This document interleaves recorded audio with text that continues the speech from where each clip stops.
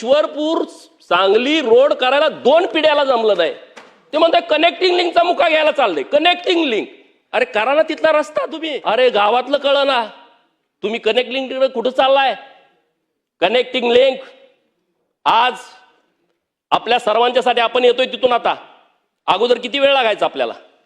मध्ये 2 राहिले का? 292 अन्वये विरोधी पक्षाच्या वतीनं अंतिम आठवडा प्रस्ताव तुमचा खाली सभागृहामध्ये आणलेला आहे. तुमचा खाली या विषयावरती माझं मत व्यक्त करण्यासाठी मी उभा आहे. नाही, मध्ये 2 आवडसाहेब अंतिम आठवडा प्रस्तावामध्ये आवडसाहेब मध्ये आले की तू विरोधी पक्षाच्या वतीनं अनेक देतो मान्यवर सदस्यांनी आपलं मत व्यक्त केलेलं आहे. यामध्ये शेतकऱ्यांचा महत्त्वाचा विषय पुण्यश्लोक अहिल्यादेवी होळकर यांच्या नावानं कर्जमुक्ती योजना राज्याचे लोकप्रिय मुख्यमंत्री माननीय देवाभाऊंनी आणली. त्याबद्दल मी त्यांचं मनपूर्वक आभार व्यक्त करतो, अभिनंदन करतो. पुण्यश्लोक अहिल्यादेवींच्या त्रिशताब्दी जयंतीच्या निमित्तानं राज्यभर देशभर खूप कार्यक्रम झाले. 301वी जयंती झाली आणि या जयंतीच्या नंतर महाराष्ट्रातल्या शेतकऱ्यांच्या संदर्भातली कर्ज माफीची योजना आली. मुळामध्ये 7/12 ही पद्धतच पुण्यश्लोक अहिल्यादेवींच्या मूळरूढ झालेली आहे आणि शेतकऱ्यांच्या संदर्भामध्ये अनेक क्रांतिकारी निर्णय हे पुण्यश्लोक अहिल्यादेवींनी घेतले होते त्यांच्या राज्यकारभारामध्ये आणि त्याचाच भाग म्हणून त्यांना अभिवादन करण्याच्या निष्कलंक हेतूनं सरकारने अहिल्यादेवींच्या नावानं ही योजना जाहीर केली. त्याबद्दल मी सरकारचं मनपूर्वक आभार व्यक्त करतो.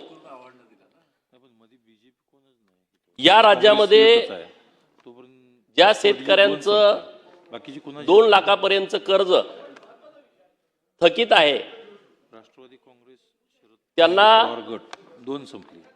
2 लाखाची माफी आणि जे रेग्युलर कर्ज भरतायत त्यांना 50,000 रुपयेचं प्रोत्साहन अनुदान हे राज्य सरकारच्या माध्यमातून देण्यात आलेलं आहे. शेतकऱ्यांच्या बद्दल कळवळा आणणारी लोक मला आता सभागृहामध्ये बोलताना दिसली.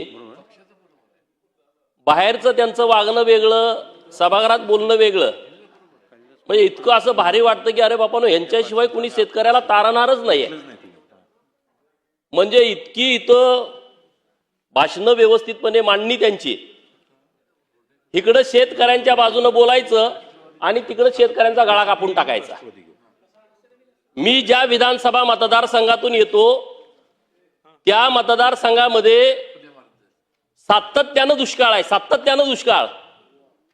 देवाभाऊ 2014ला मुख्यमंत्री झाल्याच्या नंतर जतला 60 गावांना पाणी मिळालं, मंगळवेढ्याच्या काही गावांना पाणी मिळालं म्हैसाळ योजनेमधून. सांगोल्याचे आमदार साहेब इथं आहेत, मंगळवेढ्याचे आमदार साहेब अध्यक्ष खुर्चीमध्ये विराजमान आहेत. जतची 60 गावं, कवटे मंकाळ, मिरजचा पूर्व भाग, तासगावची काही गावं, या सगळ्या भागांना म्हैसाळमधून पाणी मिळालं. जत तालुक्यातला शेतकरी हा सातत्यानं दुष्काळाचा सामना करतोय. निसर्ग कोपलेला, 3-3, 4-4 वर्ष सलग पाऊस पडत नाही अशी परिस्थिती. आज पण इकडे मुंबईला पाऊस पडला, ठाण्याला पाऊस पडला, वसईला पाऊस पडला, कोकणात पाऊस पडला, लोणावळ्याला पडला, नाशिकला पडला, परंतु आपल्या भागात कुठंच पाऊस पडला नाही. जो पडलाय एकदम कमी प्रमाणामध्ये. म्हणजे एक वेळचं पण पाणी त्या पावसामुळं भागेल अशी परिस्थिती नाही. माझ्या जत तालुक्यातल्या लोकांनी 22,000 सभासदांनी गळ्यातलं मंगळसूत्र घाण ठेवून, कानातलं किडूक मुडूक मोडून, शरड करड विकून, काय काय सभासद असे आहेत दुसऱ्याच्या चाकरी राहून त्याचे पैसे उचलून सभासद फी भरून जत मध्ये 250 एकरामध्ये कारखाना उभा केला. तो कारखाना जत शहरामध्ये आहे. जिथं गुंट्याचा दर लाखामध्ये आहे, 250 एकर जागा, कारखान्याच्या मशिनरी, गोडाऊन, हे 40 कोटी रुपये ज्या लोकांनी ढापलं, ती लोक इथं सभागृहामध्ये शेतकऱ्यांची बाजू घेत आहेत. लाज वाटायला पाहिजे, लाज. तुमच्यात जर शेतकऱ्याच्या बाजूची बोलायची हिंमत असेल, माझ्या जतचा साखर कारखाना पहिल्यांदा तुम्ही आमच्या सभासदांच्या नावावरती करा. 22,000 लोकांचा तो कारखाना आहे. अध्यक्ष महोदय, माझी विनंती आहे तुमच्याकडं, हा कारखाना कशा पद्धतीनं घेतला त्याची कागदपत्र मला मिळाली पाहिजेत. राज्य बँकेकडे आम्ही माणूस पाठवला, कागदपत्र देतो म्हणजे दिले नाहीत. जिल्हा बँकेकडे विचारलं, त्यांनी देऊ शकत नाहीत. सहकार आयुक्तांना विचारलं, अरे मग कुणी दिला कारखाना? हे जे आज इथं गप्पा मारतायत, सरकारच्या विरोधामध्ये भूमिका घेत आहेत, अरे जरा तरी लाजा वाटल्या पाहिजेत. सर्वोदय सहकारी साखर कारखाना, या सभागृहाचे 4 वेळा सदस्य असणारे माजी आमदार स्वर्गीय पैलवान संभाजी अप्पा पवार, त्यांनी रक्ताचं पाणी केलं. रोज सकाळी डबा भरून घरातून जेवणाचा घेऊन जायचे आणि तो कारखाना उभा केला. तो कारखाना या लोकांनी ढापला.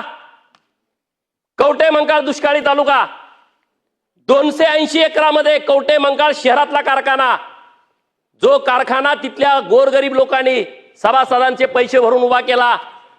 110 कोटी रुपये नुसते जिल्हा बँकेचं कर्ज आहे, 110 कोटी रुपये. कोर्टानं त्यांना जागा विकायला परवानगी दिल्या. प्रवीण भाऊ, 35 लाख रुपये गुंठा जागेचा दर कोर्टानं निश्चित केलाय. मी हे नुसतं बोलायचं म्हणून बोलत नाही, कागदोपत्री आहे. कोर्टानं दर ठरवलाय. हार्ट ऑफ सिटी जागा आहे कवठे मंकाळ शहरामध्ये, आणि तो कारखाना आमच्या जिल्ह्यातल्या एका टग्याला ढापायचा आहे म्हणून तो जिल्हा बँकेकडून बंद पाडला. 110 कोटी रुपये नुसतं कर्ज, ज्याची प्रॉपर्टी तुम्ही बघा, 280 एकर गुणुले करा. कारखान्याच्या मशिनरी, गोडाऊन, सगळं एकदम चालू कारखाना. फक्त कारखाना घ्यायचा आहे, ह्या राक्षसी भावनेतून हा शेतकऱ्यांचा कारखाना बंद पाडलाय. अरे त्यातली 10-20 एकर जमीन विकली तरी कारखान्याचं सगळं कर्ज फिटतंय. पण त्यांना तसं नाही, अख्खा कारखाना पाहिजे. जतच्या कारखान्याची 10 एकर जमीन विकली असती, कारखाना नील झाला असता. पण नाही आहे, अख्खा कारखाना पाहिजे. काटा मारायचं प्रमाण नाही. आणि इकडे गप्पा, सरकारच्या विरोधात भूमिका. काय तुम्ही जर वागत असाल तसं भूमिका घ्या ना. तिकडे एक जण पंढरपूरमध्ये उपोषणाला बसतोय. अरे कारखाने महाराष्ट्रात ढापले किती, त्याचा हिशोब द्या ना तुम्ही लोकांना. सभासदांचे कारखाने, मग आम्ही आता पंढरपूरला बसतोय, उपोषणाला आम्ही बसलोय. अरे कुणी उपोषणाला बसायचं? शेतकऱ्यांचा नेता व्हायचा आहे तुम्हाला, काम करा ना तुम्ही. या महाराष्ट्रातले किती कारखाने तुम्ही ढापले? 4 कोटी, 5 कोटी, 10 कोटी, 50 कोटी पर्यंत. परत तिथून उठले गेले संभाजीनगरला. अरे कन्नडचा कारखाना तुम्ही तिथल्या लोकांचा ढापलाय आणि तुम्ही आंदोलन करताय संभाजीनगरला. हे कारखाने द्या ना तुम्हाला. शेतकऱ्यांची जर तुम्हाला कळवळ आहे, शेतकऱ्यांच्या प्रती तुमची भावना स्वच्छ आहे, शेतकऱ्यांच्या प्रती तुमची भावना प्रामाणिक आहे, कारखाना सभासदांना देऊन टाका ना. कशासाठी तुम्ही हे करताय? काटामारी सगळ्यात मोठी तुमच्या कारखान्यावरती चालते. तुम्ही आम्हाला सांगणार, तुम्ही सरकारला सल्ले देणार. अरे कसं काय चालेल? अरे माझ्या सरकारनं परवाच्या दिवशी निर्णय केला, या महाराष्ट्रातल्या शेतकऱ्यांना मुरमाजला, माती उचलताना, दगडगोटे उचलताना अरे लोक त्रासून गेली होती. इकडून तलाठी साहेब आले, तिकडून कोतवाल आला, तिकडून तहसीलदार आले, घरावरती बोजा चढवला. माफ करून टाकलं सरकारनं. क्रांतिकारी निर्णय हा महाराष्ट्रातल्या शेतकऱ्यांच्यासाठी राज्य सरकारनं जी भूमिका घेतलेली आहे. अरे आम्ही काम करणारी लोक आहोत. आमच्या नेतृत्वाचे कारखाने नाहीत, आमच्या नेतृत्वाच्या सुतगिरण्या नाहीत, आमच्या नेतृत्वाने कुठल्या बँका लुटल्या नाहीत, कुठली अशी कर्ज 100, 200, 500 कोटी रुपयाची घेऊन बुडवलेली नाहीत. आमच्या नेतृत्वाची भूमिका स्वच्छ आणि स्पष्ट आहे. या महाराष्ट्रातल्या शेतकऱ्यांचं कल्याण झालं पाहिजे आणि त्यांच्यासाठीच्या पायाभूत सुविधा कायमस्वरूपीच्या निर्माण झाल्या पाहिजेत. आज मी जत विधानसभा मतदारसंघामधून प्रतिनिधित्व करतोय, ज्या मतदारसंघामध्ये 2000 कोटी रुपयाचं काम म्हैसाळ योजनेचं सुरू आहे. 2000 कोटी रुपये. अरे 20 कोटी, 50 कोटी, 100 कोटी इथं स्वर्गीय गणपतराव देशमुख साहेबांचे नातू इथं आमदार म्हणून इथं बसलेले आहेत. सगळेच आमदार आपले सचिन पाटील साहेब जे दुष्काळी पट्ट्यातून येत आहेत, इकडे नारायण आबा करमाळेचे आमदार दुष्काळी पट्ट्यातून येत आहेत, इथं बसलेले बरेच आमचे सहकारी मित्र की जिथं योजना पाहिजे त्यांना, परंतु पैसे नाहीत. 10 कोटी दिले, 20 कोटी दिले, मागच्या कॉन्ट्रॅक्टरचं बिल भरायला पैसे तेवढे जायचे. समाधान दादा पण इथं वर बसलेले आहेत. 35 गावांचा प्रश्न किती दिवसापासूनचा होता मंगळवेढ्याचा. राज्याचे मुख्यमंत्री देवाभाऊ आणि एकनाथ शिंदे साहेबांनी एका ठोक्यात सोडवून टाकला. 1000 कोटी रुपयाचा मंगळवेढ्यासाठी दिला. मानखटावची परिस्थिती तीच होती, फलटण कोरेगावची परिस्थिती ती होती, माळशिरसचा दक्षिण भाग तोही दुष्काळी होता. कसल्या गप्पा मारताय? 40 वर्ष तुम्ही सत्तेमध्ये बसला, तुम्हाला कुठलं धोरण राबवता आलं नाही लोकांच्यासाठी. आज परवा महिलांच्या संदर्भातलं बिल आलं, चेष्टा म्हणे बोगस बिल आहे. अरे गावगाड्यामध्ये राहणाऱ्या महिला आहेत ज्यांना स्वतःची शेती नाही, शेती तुकड्यामध्ये गेली. तुम्ही 1951 ला जेव्हा दुरुस्ती केली, घटना दुरुस्ती, त्यामध्ये तुम्ही सिलिंग ऍक्ट सारखा कायदा आणला, त्यामध्ये तुम्ही कुळ कायदा आणला. कसेल त्याची जमीन, शेतकऱ्यांची जमीन कमी झाली, लोकसंख्या वाढत गेली, तुकडे तुकडे पडत गेले. आज अनेक लोक आहेत जी गावात भूमिहीन आहेत, आदिवासी भाऊ आहेत, मागासवर्गीय लोक आहेत, इतर मागासवर्गीय लोक आहेत, मायनर ओबीसीतली लोक आहेत, भटक्या विमुक्तातली पालात राहणारी लोक. कुठं आहे त्यांना जमीन? 10 बाय 10च्या खोलीमध्ये आजोबा राहत होता, 10 बाय 2च्या खोलीमध्ये पंजोबा राहत होता, 10 बाय 10च्या खोलीत बाप पण राहतोय आणि आज त्याचा पोरगा पण त्याच खोलीत राहतोय. परिस्थिती बदलली नाही. आणि त्या महिला भगिनींच्यासाठी माझ्या सरकारनं जर त्यांना शेतकरी घोषित करण्याचा जर निर्णय घेतला असेल तर याचं स्वागत विरोधकांनी सुद्धा करायला पाहिजे होतं. राजकारण तुम्ही प्रत्येक गोष्टीमध्ये करता. तिथून आले पूल कनेक्टिंग लिंक. अरे ज्याला ईश्वरपूर सांगली रोड करायला 2 पिढ्याला जमलं नाही, ते म्हणताय कनेक्टिंग लिंकचा मुका घ्यायला चाललंय. कनेक्टिंग लिंक, अरे करा ना तिथला रस्ता तुम्ही. बारामती टू फलटण 20 वर्ष रस्ताच नव्हता. इथं बरेच मंडळ आहेत, विचारा इथं फलटण विधानसभा मतदारसंघाचे आमदार साहेब आहेत. बारामती आणि फलटण रस्ता 20 वर्ष नव्हता. देवाभाऊ मुख्यमंत्री झाले आणि बारामती फलटण रस्ता हायवे तयार झाला. वस्तुस्थिती आहे. अरे गावातलं कळलं ना, तुम्ही कनेक्टिंग लिंक कुठं चाललाय? कनेक्टिंग लिंक आज आपल्या सर्वांच्यासाठी आपण येतोय तिथून. आता अगोदर किती वेळ लागायचा आपल्याला? लोणावळ्यामधून आपल्याला इकडं खालापूरच्या टोल नाक्यावरती यायला किती वेळ लागायचा? आज आम्ही टायमिंग बघितलं, मोजून 6 मिनिटांमध्ये आम्ही लोणावळा पास होतोय. कनेक्टिंग लिंक मध्ये 6 मिनिटांमध्ये आम्ही लोणावळा पास करतोय. मिसिंग लिंक, त्याला आता कनेक्टिंग लिंक नाव दिलं. माननीय अध्यक्ष महोदय, या माध्यमातून सरकारकडे माझी मागणी आहे. मुंबई महाराष्ट्राला जोडली गेली नव्हती.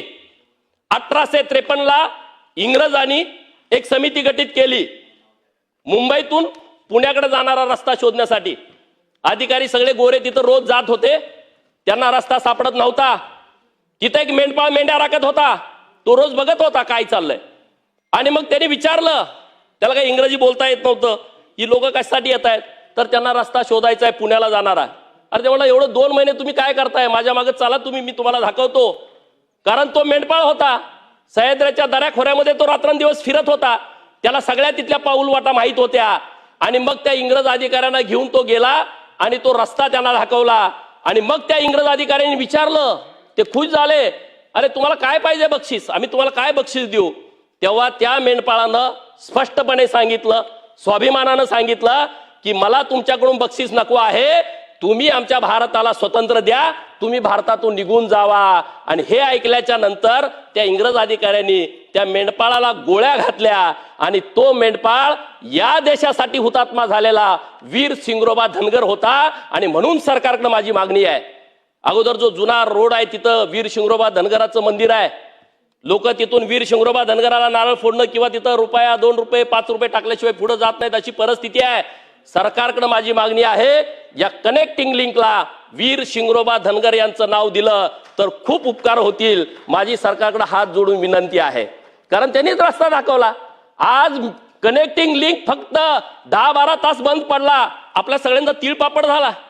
1-2 महिन्यापूर्वी चालू झालेला कनेक्टिंग लिंक 1 दिवसभर बंद पडला तर त्याची बातमी झाली, सभागृहामध्ये चर्चा झाली. आणि मग तो विचार करा, मुंबई ही महाराष्ट्राला उर्वरित जोडलेलीच नव्हती आणि ती ज्या माणसामुळे जोडली असेल तर त्यांचं नाव देण्यात यावं, अशी मागणी माझी सरकारकडे आहे. अध्यक्ष महोदय, बरेच विषय आहेत.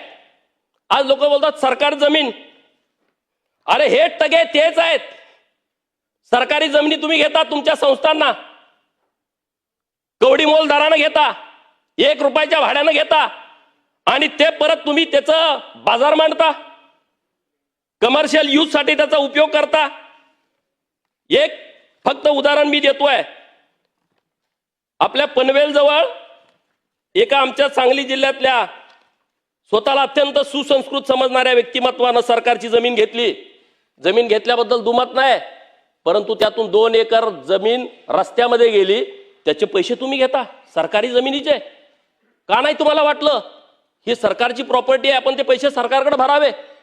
त्यांनी भरलेले आहेत. म्हणजे असे अनेक विषय आहेत. आणि म्हणून महाराष्ट्रामध्ये महाराष्ट्र सरकारची जमीन ज्या लोकांनी घेतली आहे आणि त्या कारणासाठी वापरली नसेल तर त्याचा एक आराखडा तयार करावा आणि ती माहिती आपल्या सभागृहासमोर पुढच्या अधिवेशनामध्ये ठेवली पाहिजे. आमचा तो अधिकार आहे, आमचा तो राईट आहे. अरे गावात 500 स्क्वेअर फुटाचं घर बांधलं तर आपण जातो अतिक्रमण काढा म्हणून. कोर्टानं निर्णय दिला की ही सगळी घरं काढून टाका. महाराष्ट्र सरकार आपलं एक पाऊल पुढे टाकलं आणि 2011 पर्यंतची जी घरं आहेत ती घरं कायम केली. जर 500 स्क्वेअर फूट आपण घर, ज्या लोकांना घर नाही त्यांना घर बांधायला जागा देत नसेल तर अशा शेकडो हजारो कोटी रुपयाच्या प्रॉपर्ट्या काही लोकांनी घशात घातलेल्या आहेत, तर त्या प्रॉपर्ट्या सरकार जमा करण्याची आवश्यकता आहे. अशी भूमिका माझी आपल्या माध्यमातून सरकारकडे आहे. अध्यक्ष महोदय, विद्यार्थ्यांचा विषय या प्रस्तावामध्ये आहे आणि त्या विद्यार्थ्यांच्या विषयामध्ये मला सरकारला तर धन्यवाद द्यायचा आहे. सरकार अनेक संस्था, काही जुन्या होत्या त्यांना चांगला निधी देते, काही नवीन संस्था सरकारनं निर्माण केल्या, परंतु त्यामध्ये थोडी तफावत आहे. अध्यक्ष महोदय, आज महाराष्ट्रामध्ये बार्टी संस्था माझ्या मागासवर्गीय विद्यार्थ्यांच्यासाठी काम करते आहे. 13% समाज आपण 300 कोटी रुपयाचा निधी उपलब्ध करून देतोय. TRTI संस्था आदिवासी बांधवांच्यासाठी काम करते आहे. 7% समाज आपण 300 कोटी रुपये देतोय. SCBCच्या माध्यमातून आपण महाराष्ट्रात मराठा समाजाला सारथीच्या माध्यमातून आपण मुलांच्यासाठी योजना राबवतोय. या सारथीला पण आपण 300 कोटी रुपये देतोय. आणि महाज्योती ही पण संस्था आहे ओबीसींच्यासाठी काम करणारी, आणि महाज्योतीमध्ये 60%, 52% वेगवेगळे आकडे आहेत. एवढा मोठा समूह आहे, त्यांनाही आपण 300 कोटी रुपये देतोय. अध्यक्ष महोदय, सरकारला माझी विनंती आहे, आपण खूप चांगल्या योजना या माध्यमातून राबवताय, परंतु या सगळ्या बाबत आपण लोकसंख्येच्या हिशोबानं हे जे निधी आपण देतोय तो निधी वाढवला पाहिजे. कारण आता महाज्योतीतून परत वनारटी केलाय, त्यामध्ये आपण सगळे 51 जमाती भटक्या विमुक्तांच्या त्यामध्ये टाकलेल्या आहेत वनारटीमध्ये. वनारटीला तर 55 कोटी रुपये धरलेले आहेत. तर ह्याच्याबद्दल जी असमानता आहे ती समानता सरकारनं कसल्याही परिस्थितीत दूर केली पाहिजे. मी परत देवाभाऊंचा आभार व्यक्त करतो, एकनाथ शिंदे साहेबांचा आभार व्यक्त करतो, सुनेत्रा वहिनींचा आभार व्यक्त करतो. ह्या चांगल्या संस्था केल्या.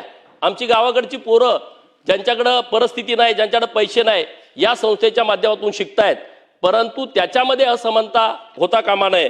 महाज्योतीची जी बिल्डिंग आहे नागपूरची, त्याला राज्य सरकारने 114 कोटी रुपये बांधकामासाठी दिलेले आहेत. सरकारचा आभार व्यक्त करतो. पहिल्या मजल्याचं काम आता सुरू आहे आणि तिथं 2 ऑफिस होत आहेत. एक प्रशासकीय बिल्डिंग होती आहे आणि दुसरं ट्रेनिंग सेंटर होत आहे. नाशिकमध्ये 174 कोटी रुपये महाज्योतीला राज्य सरकारनं उपलब्ध करून दिलेले आहेत आणि तिथं मोठं ट्रेनिंग सेंटर उभा राहत आहे. सरकारकडे माझी विनंती आहे, नाशिक झालं, नागपूर झालं, पुणे सेंटर प्लेस पडतंय, तर पुण्याच्या ठिकाणी एक चांगली भव्य इमारत व्हावी आणि तिथं शिवाजीनगरला बस स्थानकाच्या जवळ जी डेअरी विभागाची जी जमीन आहे दुग्ध विकासची, त्यामध्ये 3 हेक्टरपैकी 1 हेक्टर जमीन ही या संस्थेसाठी वनारटीसाठी राज्य सरकारनं उपलब्ध करून द्यावी, अशी माझी विनंती माननीय अध्यक्ष महोदय यांच्या माध्यमातून आहे. बाकीचे विषय आहेत. अध्यक्ष महोदय, आताच बिल आलं होतं आणि बरेच लोक बोगस दाखले काढतायत, ज्यांची मूळ नोंद आहे दुमत नाही, परंतु ओव्हर रायटिंग करणं, मागं काहीतरी लिहिणं, पुढं काहीतरी लिहिणं, जातीचा दाखला काढणं. अरे मग या अधिकाऱ्यांना काहीतरी त्यांच्यावरच काहीतरी बंधन आणा ना. जर एखाद्या अधिकाऱ्याकडून चुकीचा जातीचा दाखला गेला तर त्याच्यावर काहीच कारवाई नाही, त्याला काय आपण जबाबदार धरत नाही, त्याच्यावरती काहीतरी कारवाई होण्याची आवश्यकता आहे. आणि म्हणून सरकारकडे माझी मागणी अशी आहे की आता ओबीसीच्या संदर्भामध्ये ओबीसी आरक्षणाच्या चळवळीमध्ये 16 मुलांनी आत्महत्या केलेल्या आहेत. 16 मुलांनी आत्महत्या केल्या आहेत. सरकारकडे माझं मागणं आहे, या 16 मुलांच्या कुटुंबियांना 10 लाख रुपये प्रत्येकी आणि प्रत्येकाला सरकारी नोकरी.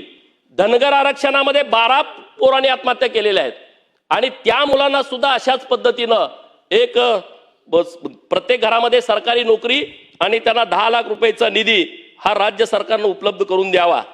माननीय चंद्रकांत दादा इथं आहेत, त्यांना माझी विनंती आहे, देवाभाऊंच्या नेतृत्वामध्ये एकनाथ शिंदे साहेबांनी देवाभाऊंनी महाराष्ट्रातल्या 18 वेगवेगळ्या महामंडळांची निर्मिती केली आहे आणि खूप चांगला हा निर्णय झाला. या माध्यमातून अनेक योजना सुरू आहेत विद्यार्थ्यांच्या, महिलांच्यासाठी, युवा बेरोजगार मुलांच्यासाठी. आणि आता ही 18 महामंडळं वेगवेगळ्या म्हणजे वसंतराव नाईक विमुक्त जाती भटक्या जमाती महामंडळाच्या माध्यमातून आहेत. महाराष्ट्र राज्य इतर मागासवर्गीय महामंडळाच्या माध्यमातून ही सगळी मंडळं नेमलेली आहेत. माननीय मुख्यमंत्री महोदयांना पण मी निवेदन दिलेलं आहे की याला आपण उपाध्यक्ष नेमलाय. दादा माझी विनंती आहे, याला आपण अध्यक्ष नेमला पाहिजे, त्याला राज्यमंत्री किंवा कॅबिनेट मंत्र्याचा दर्जा दिला पाहिजे. आपण 3 सदस्य त्यामध्ये घेतोय.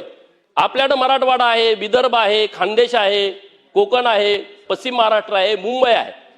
हेच प्रांत झाले तर 6 प्रांत आहेत आणि मग जर एखादा सदस्य द्यायचं म्हटलं तरी ते सगळे सदस्य बसणार नाहीत आणि म्हणून सदस्याची संख्या वाढवणं आणि ह्या सगळ्या अध्यक्षांची नेमणूक लवकरात लवकर करणं अशी मागणी आपल्या माध्यमातून सरकारला आहे. मी आणि अध्यक्ष महोदय तुम्ही पण ज्या मतदारसंघाचं नेतृत्व करताय तिथं महात्मा बसवेश्वरांचं पवित्र स्थळ आहे आणि मागं माननीय जयाभाऊ गोरे यांच्या नेतृत्वात बैठक पण आपली झाली इथं की आपल्या मंगळवेढ्याला भव्य दिव्य स्मारक व्हावं. कृष्णा तलावाजवळची जागा पण फायनल झाली आणि ते लवकरात लवकर स्मारक व्हावं. दुसरा मुद्दा असा आहे की महाराष्ट्रामध्ये लिंगायत समाज खूप मोठ्या प्रमाणात आहे. लिंगायत समाज मोठ्या प्रमाणात आहे, परंतु कन्नड बोलणारी लोक आता कमी झालेले आहेत आणि महात्मा बसवेश्वरांचं संत साहित्य आहे सगळं हे कन्नडमध्ये आहे आणि म्हणून राज्य सरकारकडे माझी मागणी आहे, मी तशा पद्धतीचं पत्र पण दिलंय की हे कन्नड साहित्य हे राज्य सरकारनं मराठीमध्ये ट्रान्सलेट केलं पाहिजे आणि महाराष्ट्रातल्या सगळ्या लोकांच्यासाठी ते उपलब्ध करून दिलं पाहिजे. अशा पद्धतीच्या सूचना आपण द्याव्यात. मी सरकारचा आभार व्यक्त करतो की माझ्या विधानसभा मतदारसंघामध्ये उमदी टू जत 502 कोटी रुपयाचा रस्ता सरकारनं मंजूर करून दिलेला आहे. जतचे लोक म्हणतात की पहिल्यांदाच इतक्या मोठ्या प्रमाणातला निधी हा जत तालुक्यासाठी मिळतोय. नंबर 1 घ्यायचा आहे, बॅकलॉग आहे मोठा. दुसरा मुद्दा पंचायत समितीची इमारत खाली बसून 60 वर्षापूर्वीची होती.